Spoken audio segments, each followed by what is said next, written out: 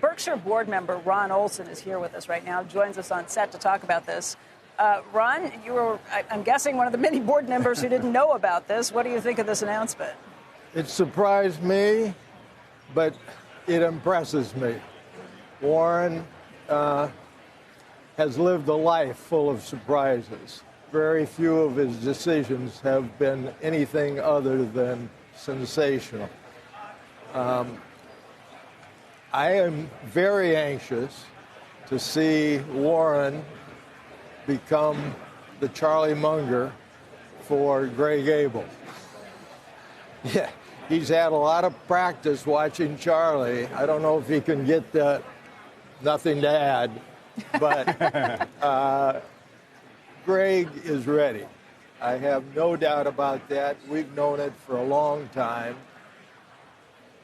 People don't recognize that since 2018, he has been learning the businesses that we have outside of the insurance business, but he's also had plenty of time talking to Ajit, talking to the various heads of our insurance businesses. So he's the businesses he will manage, and Warren will say it, better than him. And with regard to acquisitions, people worry about that. No worry. I mean, if you looked at Berkshire Hathaway Energy 10 years ago and looked at it today, or take it back to its beginning, Greg has been instrumental in making acquisitions for a long time. He can do it all. His humility comes through, his honesty comes through. No one has to question what he said is very important for the young people to learn hard work. I could go on, but you've heard me before. Let me ask a question. Warren said that he's not selling a single share of Berkshire, and in large part that's because he thinks it's going to be more valuable under Greg's leadership. Are you selling any of your shares? Not a way. Berkshire will be the last thing I sell to put bread on the table. And as I'm sure you appreciate, the Olson family wealth, to the extent it exists, nothing like the Buffett family, but it's Berkshire Hathaway. And it's not just out of good feelings for the company or Warren. It's a sensible investment. Greg knows how to allocate capital. He knows how to run businesses. He's got unbelievable strategic ability. I've been around him now enough in situations where I'm deeply into it to watch him make decisive calls in tough situations and do it in a strategic, thoughtful way. Warren said that, at the meeting, the board will have a chance to ask him questions and get the details straight. What questions would you first have for him? What questions would I have? Well, the first question I have when I usually see him, how's that kid of yours doing on the ice? Greg was not kidding when he said he wanted to be known as a great hockey coach for the kids in the Des Moines neighborhood. He's been that. To be serious about it, I want him to feel like there are others there that want him to succeed even more than he wants to succeed. And I would ask him about who else besides Warren do you think you need for a consigliere? Yeah. Who's going to be the person who can tell you no, which is not, telling Warren no. I've had to do it a few times. Charlie did it many times. And at the same time, be able to lead with a positive, creative spirit. And I think he can do that. But I want him to be supported, and I think he will want to be supported. And every great CEO that I know has had his or her consigliere. I mean, I would imagine that person is Warren Buffett for the foreseeable future. That's it. I mean, he is, as I said, I think first thing I said was, he's going to be the Charlie Munger for Greg. And that's great. Who else is Greg close to? Are there people that you know within the business that he relies on? Yes. I mean, he relies on a number of people. Certainly Scott Thome, that heads the day-to-day, running the business of Berkshire Hathaway Energy. But I think he will, and you got to talk to Greg. I guess I would ask him another question. Who do you want to bring in to your inner circle? Should we be adding a general counsel? Should we be adding any people to the corporate staff that Warren has, as you know, limited to a great extent? Warren relied on Charlie, a little bit on others like myself, but I got a feeling Greg's going to want to have his own general counsel who could become his consigliere, or he's certainly going to need at some point in time. The great Mark Hamburg is going to step aside. Mark Hamburg, I mean, people do not understand how vital he has been to the success of Berkshire Hathaway. He has been not only the CFO, he's operated as the general counsel. I've talked to him as if he was a general counsel. He knows every business probably even better than Greg.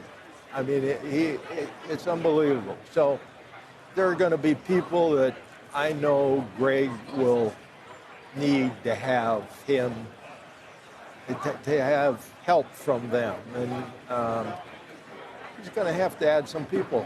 Yeah, I mean, they've got 7 months to think about this, to get through to the end of the year and go through it. How do you think the board will felt about hearing, other board members felt about hearing this news? I mean, you were sitting with everyone there. What was kind of the general read?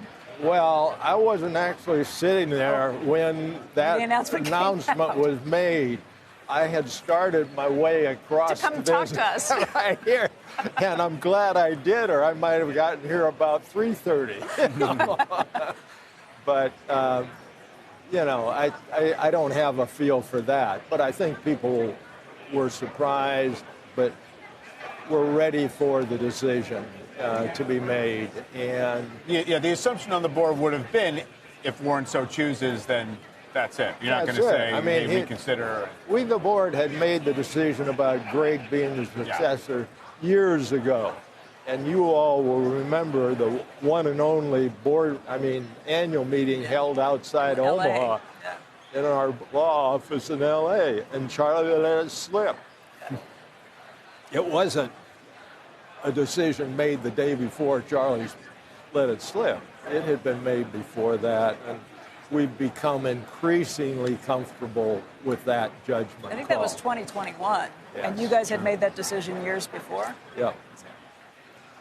So and whatever caused us to make that judgment then is even more so today. So we feel good, and I think that will be the general feeling of everybody on the board without question.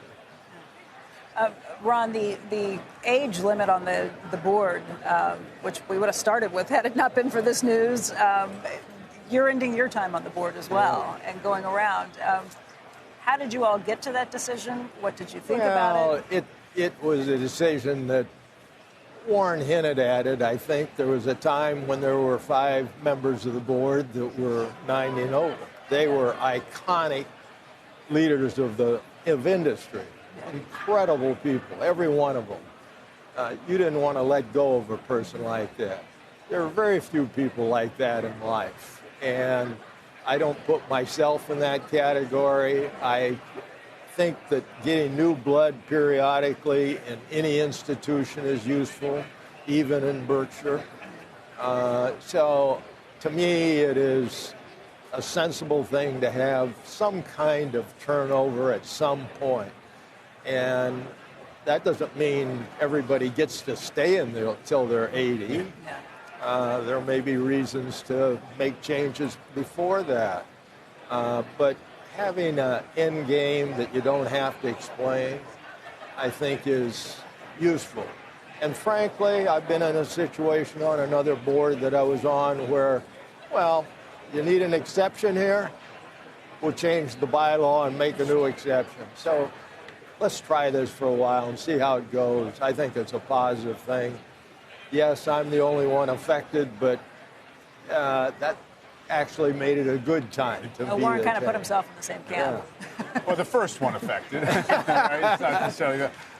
In terms of how we should start to think about, we were talking a little bit about capital allocation under Greg. Of course, he got responsibility for that last year. Does it imply a further de-emphasis of the investing in public equities, the stock picking part of what Berkshire Hathaway has become? I don't think so. As both he and Warren have said, Warren in his letter and I think Greg today, we'd prefer to buy 100% of a great company at a fair price, as Charlie used to say.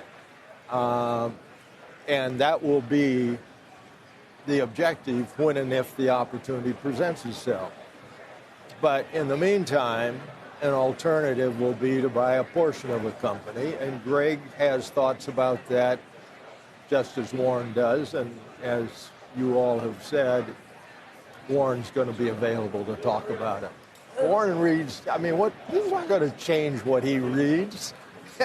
He just reads all the time, and he's going to have ideas about companies, and he'll share them with Greg for sure. One of the things that Warren talked about in the afternoon was, or I can't even remember which part of the session it was, but one of the things he talked about was this idea that it's okay to not swing very often, not to take many swings on this. There's been pressure that has built up pretty significantly to what is Berkshire doing with all this cash. It's now north of $340 billion, based on the numbers we got this morning. And that pressure has been something that Warren Buffett probably uniquely has been able to put off. And he explained it very well today, just this idea that we don't want to be doing stupid things. Greg added this is a financial asset to us to have this flexibility and the ability to jump in times of need. Will Greg be able to have the same patience? Not internally. Externally, there will be more calls probably than there would have been for Warren Buffett. And there were a lot coming for Warren Buffett at this point. I think your interpretation is correct, and it could be seen in the questions that you had gotten for this session. Yeah. I mean, people ask the same question about what in the hell are you going to do with that $300+ billion? That is a pressure, but Warren has withstood it. I think Greg will withstand it to the extent that it's necessary. There are opportunities, and Warren pointed out, we've done pretty well with the Treasury bills during a good part of this period of time. Maybe not quite as well now as at other times, but I mean, it has been a great play. And at the same time, we're looking at various things all the time. I mean, they pointed out the Japanese investments.